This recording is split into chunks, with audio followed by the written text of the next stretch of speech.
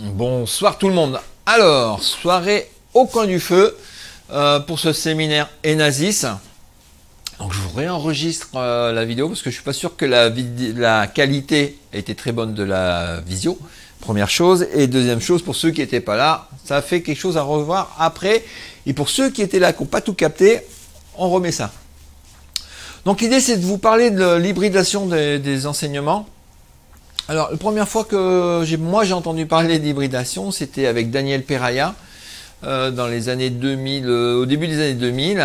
J'ai pu discuter avec Daniel à Montréal en 2007. Vous trouverez le lien de la vidéo ici pour retrouver sa définition d'hybridation. Qu'est-ce qu'un enseignement hybride? En résumant, mais allez le voir, allez écouter en résumant, c'est dès qu'on utilise un outil informatique, un outil de médiation informatique, numérique, on rentre dans une hybridation, on change sa forme d'enseignement par rapport à un enseignement purement oral, papier. Voilà, donc il y a énormément de formes d'hybridation de l'enseignement. Donc c'est un terme. Utilisation d'outils informatiques, c'est hybridation. Donc c'est un grand paquet dans lequel on retrouve énormément de choses, de situations différentes. Cette classification des formations pour des typologies d'enseignement, c'est quelque chose qu'on retrouve. J'ai vu passer hier un tweet de Christine Vaufré qui est présentée aux journées de la e-formation, un tweet de Guy Vedren, où Christine parlait de catégorisation des enseignements en tenant compte de trois valeurs, l'intensité de la digitalisation, donc utilisation de l'outil numérique. On retrouve cette dimension outil numérique énoncée au départ, avant, si vous avez écouté, par Daniel Peraya, avec une valeur économique. Alors là, j'ai un petit doute, Christine, sur la valeur économique, entre ça coûte moins cher de faire du présentiel et de l'enseignement à distance. Dans certains cas, oui. Il y a d'autres études qui montrent que non. Je prends en référence, ce qui nous intéresse aujourd'hui dans le séminaire des SDIS, c'est-à-dire pour les pompiers. Les pompiers de Saint-Étienne s'étaient amusés, entre guillemets, entre Guillaume Grand et Sébastien, à calculer le coût d'une formation présentielle en tenant compte les déplacements, en tenant compte les hébergements, etc. Donc ça augmente énormément le coût d'une formation en présentiel, en formation continue. Mais voilà. Et de la formation entièrement en ligne. Et donc la valeur économique, qu'est-ce qui coûte le moins cher à ce moment-là et qu'est-ce qui est le plus efficace aussi? C'était pas forcément le présentiel. Donc ça, pour les amis collègues pompiers, vous rechercherez dans un ancien séminaire, vous demanderez à Sébastien ou à Guillaume Grand, au SDIS 42 de Saint-Étienne, de vous fournir les chiffres, leur étude qu'ils avaient fait là-dessus, qui est super intéressante. Donc là, on est dans le cadre de la formation continue, et ciblée pompiers. Donc voilà. Des formations mixtes. Donc là, on utilise aussi bien le présentiel que le numérique. Donc la mixte, il y a des choses sans... parce que là, il y a une dimension formation tout en ligne, à distance. C'est une formation mixte, il y a du présentiel. Il y a des gens aussi qui avaient travaillé autour de cette modélisation. C'est les scénarios compétitifs. Alors ça date des années 2002. C'est pas quelque chose de récent. Vous avez l'adresse là. Sur les différentes modalités de différents types de scénarios d'utilisation des technologies. Donc il y a le présentiel, ce qu'on appelait le présentiel enrichi, donc utilisation d'un vidéoprojecteur ou d'ordinateur pendant une séance, dans un scénario, ou des choses où l'utilisation se fait dans la séance. Des choses améliorées. C'est le orange, c'est à distance, donc c'est pas l'ordinateur, on fait des choses pendant le scénario qui sont pas dans la salle de classe.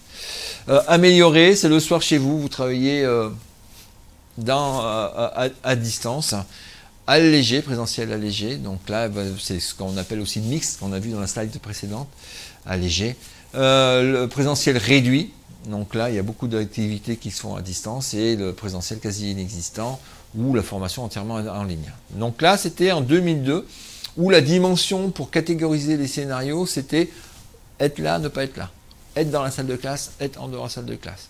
Donc déjà, on avait toute une typologie. Mais vous voyez bien qu'on ne tient absolument pas compte de la pédagogie.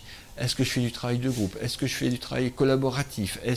Comment sont les scénarios? Est-ce qu'il y a des moments sur individuels? Est-ce que je suis en classe inversée?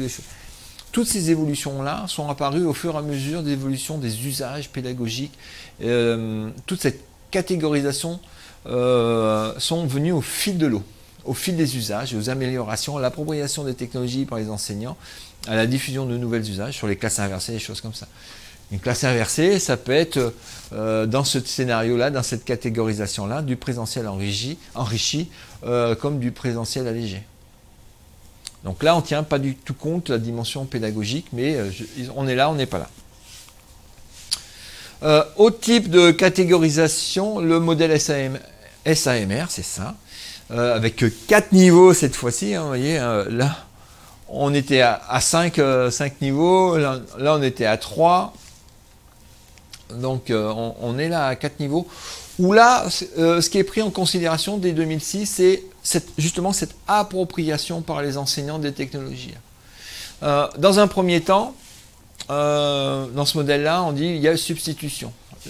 C'est un peu le modèle de la carrosse pour la voiture. Alors, quand on a créé les premières voitures, elles ressemblaient à des carrosses, et puis on a mis un moteur dedans à la place des chevaux. Ben cette évolution de technologie, l'effet carrosse. Cette évolution technologique, dans l'enseignement, c'est un peu la même chose. Je mets un vidéoprojecteur ou un TBI, j'utilise comme mon tableau noir. Avec des fois des effets un peu dévastateurs, où comme ça va plus vite pour afficher des informations, j'en mets plus rapidement, les élèves ont moins de temps de comprendre, moins de temps de suivre. Donc la substitution n'est pas toujours heureuse. Mais donc ce premier niveau d'appropriation, c'est la substitution. Je fais un peu différemment ce que je faisais avant. Plus facile de diffuser des documents sur un ENT, sur une clé USB, que de donner des polycopes. Plus facile de donner des vidéos que des livres, ouais, etc., etc., etc. Mais ça ne change pas ma pédagogie, ça ne change pas ma relation avec les élèves, ça ne change pas les dynamiques dans la classe que j'ai installées entre mes apprenants, etc., etc. Je me facilite la vie, mais je fais la même chose.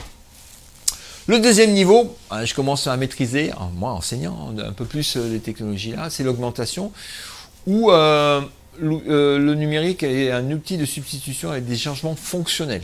Donc là, on commence à rentrer un peu plus dans la modification de sa pédagogie, de sa pratique dans son organisation. Après l'augmentation, c'est la modification.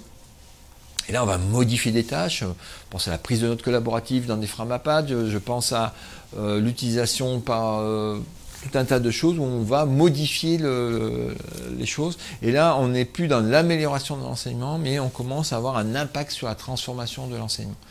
Et le dernier niveau d'appropriation des technologies, d'utilisation des technologies, c'est la redéfinition, où là, on fait carrément autre chose avec ses élèves, avec ses apprenants, avec ses étudiants. Donc là, on voit bien que cette dimension qui est prise en considération, c'est l'appropriation par les enseignants, par l'enseignant, et la maîtrise des technologies, et la maîtrise de ces technologies-là. Ça se fait par étapes. Alors, il y en a qui mettent quelques semaines pour passer d'une étape à une autre. Il y en a qui mettent quelques mois pour passer d'une étape à une autre. Il y en a qui mettront quelques années pour passer d'une étape à une autre. Et il y en a qui mettront quelques décennies pour passer ou pas d'une étape à une autre. Mais chacun a son rythme, chacun a ses besoins, donc ça fait en fonction de l'appropriation des technologies, des problèmes pédagogiques qu'on a à résoudre, etc., etc. Donc ça, c'est le modèle SAMR. On a travaillé avec Daniel Peraya, Marcel Lebrun et d'autres, avec une équipe de plusieurs partenaires universitaires, entre 2009 et 2012, à essayer de qualifier un peu ces types d'enseignement avec l'usage des enseignements hybrides. C'était un vœu de Daniel d'aller un peu plus loin que sa définition. L'enseignement hybride, c'est utiliser l'outil informatique avec des usages qui se sont entre le fin des années 90 et fin des années 2000, autour des années 2010, il y a des choses qui se sont vraiment comme le montre modèle SAMR, on est passé vraiment à la modification de son enseignement. Et donc l'idée, c'était, par cette enquête-là, de qualifier un peu ces modifications-là. Donc on s'est appuyé sur une étude qu'on a fait auprès d'enseignants, avec des fiches de renseignements, des entretiens, des questionnaires qui ont été envoyés à ces enseignements. Et en dépouillant tout ça, on a pu qualifier plusieurs types d'enseignements. Et on ne tient pas uniquement compte de la technologie, de l'appropriation, mais aussi des pédagogies, des usages qui en sont faits. Et à partir de là, on a fait une qualification de 6 types différents. Qu'on va essayer de regarder. On a même donné des noms à ces types-là. Alors, si ça vous intéresse, sur le site ISUP, vous tapez ISUP sur Google, vous trouverez, il y a même des petites vidéos, des témoignages, des retours d'expérience. Si je reviens en arrière, vous avez même un test d'auto-positionnement qui vous permet de tester. Prenez un enseignement type que vous avez, vous répondez aux questions et ça vous permettra d'avoir une petite idée de vos types d'enseignement que vous faites. Le premier type, alors on a pris aussi des analogies pour que ça soit parlant, c'est la scène, où l'enseignement, c'est classique, on va dire, transmissif, où le principal intérêt, c'est le dispositif, il est centré sur l'enseignant et c'est sur contenu textuel. Et éventuellement sur la médiatisation de ces ressources-là, typiquement les enseignements littéraires, les enseignements autour du droit ou de l'économie, il y a beaucoup de choses qui sont autour de textes, de documents comme ça. Et donc les documents sont numérisés, mis à disposition avant ou après la séance présentielle, sur une plateforme de cours ou sur un espace collaboratif ou sur une zone d'échange dans l'institution ou en institution. Mais l'idée c'est ça, c'est je me facilite la vie, hein, si je reviens à mon modèle SAMR, c'est le premier niveau, je me facilite la vie en mettant les documents à disposition de mes élèves, mais d'un point de vue pédagogique, c'est moi l'enseignant qui suis le fil conducteur, qui suit le centre, c'est moi qui diffuse, c'est moi qui donne les informations, donc c'est moi qui suis sur scène. Voilà. Le deuxième type, l'enseignant est toujours là, mais c'est moins lui qui est focus, qui centralise l'attention.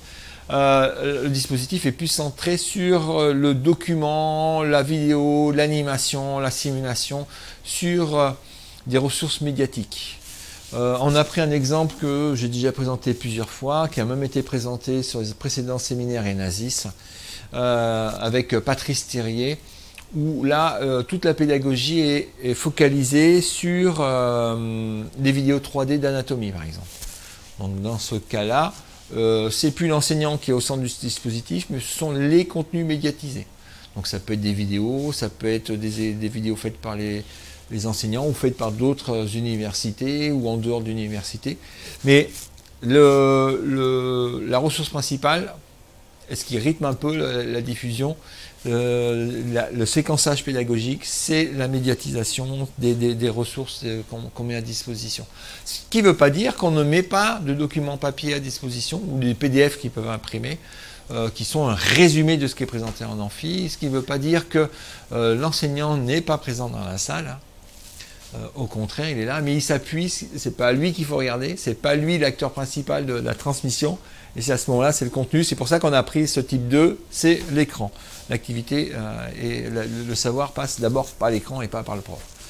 Alors, le troisième type d'enseignement hybride, c'est le gîte. Alors, ça, c'est un enseignement un peu particulier, c'est plus pour les formations licence pro, master, formation continue, où on fait intervenir beaucoup d'intervenants extérieurs, des experts métiers, des intervenants d'entreprises, d'autres institutions, etc., etc.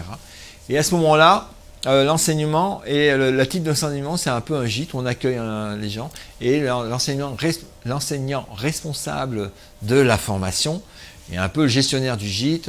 Toi, tu viens à tel endroit, tu viens à tel moment, il fait les réservations, il fait les interventions, un planning d'intervention, une évolution pédagogique où c'est cette variété d'intervenants qui est importante. En formation continue, et chez vous, chez les SDIS, on retrouve aussi cette typologie-là, où on a quelqu'un qui est expert dans son domaine, les panneaux solaires, les incendies sur les panneaux solaires, les drones, la sécurité civile, enfin bref, il y a plein de gens spécialisés que vous faites intervenir, il n'y a pas que les intervenants de chez vous. Dans une formation de ce type-là, c'est un petit peu centré sur les interactions avec ces intervenants. Et justement, le souci, c'est qu'il n'y a pas forcément beaucoup d'interactions, parce qu'une fois qu'ils ont fait leur formation, leur intervention, c'est difficile de rester en contact avec eux, c'est difficile de faire le lien, d'avoir un suivi pédagogique, donc c'est souvent le responsable de la formation qui fait ce lien-là, qui répond aux intervenants. Donc c'est le type 3. Le type 4, c'est l'équipage. Donc là, c'est des choses qu'on retrouve dans l'apprentissage ou des choses comme ça. Le dispositif est centré sur l'apprentissage caractérisé par le soutien au processus de construction des connaissances et sur les interactions interpersonnelles, rien que ça.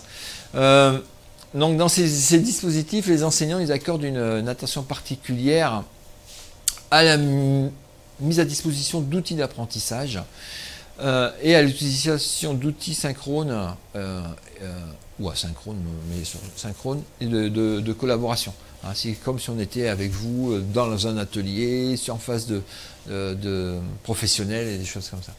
Donc ça, c'est l'équipage, parce que on demande aussi aux étudiants de co-construire des contenus et de travailler entre eux.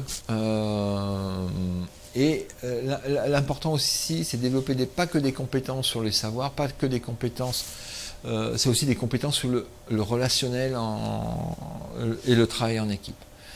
Le type 5, c'est le métro. Donc là, le dispositif d'apprentissage est centré sur l'apprentissage, caractérisé par l'ouverture, la liberté de choix de l'accompagnement des apprentissages.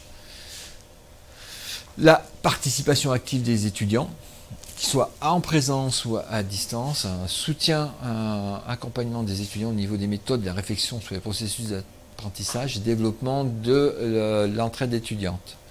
Comme c'est le métro, c'est un peu ouvert à tout le monde, ou pas que, mais il y a aussi des ressources et intervention d'acteurs externes. Et le dernier type d'enseignement hybride, l'écosystème. Donc là, la caractéristique, ça c'est si on revient au modèle SAMR, c'est plutôt du côté du R qu'il faudrait chercher ce type de dispositif-là. Donc c'est des gens qui maîtrisent un peu, quand je dis les gens, les acteurs des enseignants. C'est un dispositif où on va retrouver énormément de documents, énormément de ressources, énormément de fichiers, des dizaines, des centaines, des milliers, voire même des dizaines de milliers de documents mis à disposition des étudiants. On a des espaces d'activité sur la plateforme. C'est 160 000, 170 000 fichiers de ressources qui sont mis à disposition. Donc là, on est vraiment dans un écosystème où là, les ressources, elles sont éditorialisées, c'est-à-dire les enseignants, ils ont dit par thème, par chapitre, soit pédagogiquement, soit chronologiquement, ce qui est souvent la même chose, soit par thème, soit par spécialité, etc., etc. Donc là, l'enseignant a un travail d'accumulation et de catégorisation des ressources qu'il met à disposition, et il propose l'ensemble de ces ressources aux étudiants. Donc là, ça demande une participation beaucoup plus active des étudiants, parce qu'il y a énormément de ressources à eux de chercher les informations dans un domaine qui est quand même limité. Même s'il est gros, il est limité, on n'est pas sur Internet. Dans un domaine que l'enseignant maîtrise, hein, les documents qu'il a mis là, même s'il y en a plusieurs milliers, normalement il les connaît plus ou moins, et il est un peu plus sûr de ce qu'il met à disposition des étudiants.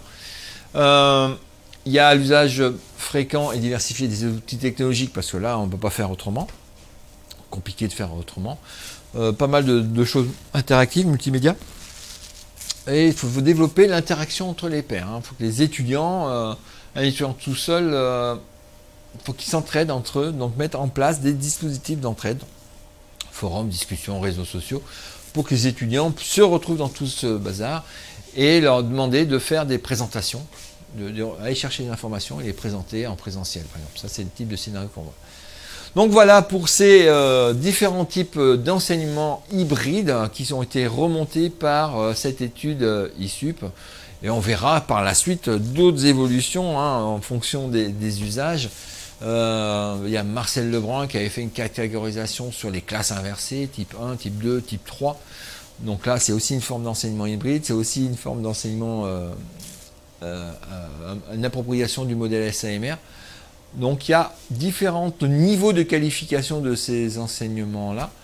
Mais ce qu'il faut, les grandes lignes qui sortent de toutes ces catégories-là, c'est l'utilisation des technologies, de plus ou moins importantes, l'utilisation de la distance, est-ce qu'ils sont dans la salle de classe ou hors, alors plutôt dans la salle de classe avec l'enseignant ou en dehors de la salle de classe, ou en présence de l'enseignant sans l'enseignant, parce qu'on peut faire de la distance ou vous programmez des réunions d'étudiants, mais vous n'êtes pas présent dans ces réunions d'étudiants. C'est aussi des scénarios qui existent. L'appropriation des technologies par les enseignants, je crois que j'ai déjà dit, et la façon dont on travaille avec les étudiants, donc cette dimension pédagogique. Et donc ça, c'est aussi des choses qui évoluent au fur et à mesure. Voilà ce dont je voulais vous parler pour cette soirée au coin du feu du séminaire Enasis. Et là-dessus, ben, si vous voulez faire des tests, je vous invite à aller sur le site ISUP pour catégoriser ou voir un petit peu où vous en êtes par rapport au site type dont je viens de vous parler sur la formation hybride. Voilà, à la prochaine.